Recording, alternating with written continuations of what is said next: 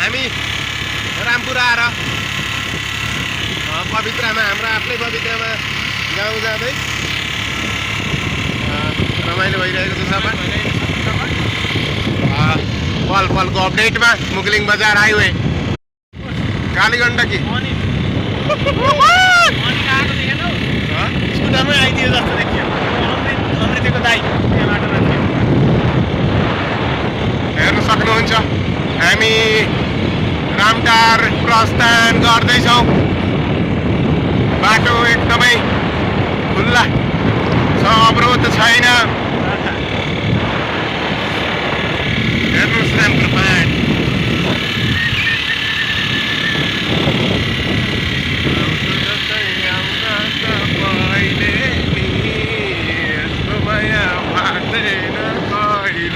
दसैँ भाइ कोही पवित्र होला बोके आउने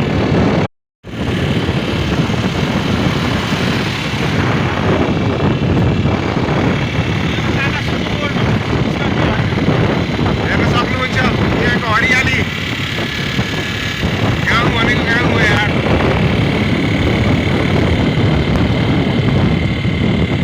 दसैँ आयो मलाई छोडेर गएको छ बाइक छोडिसकेको छ अब हामी पवित्रसम्म जानुपर्ने हुन्छ जस्ट वेट एन्ड सी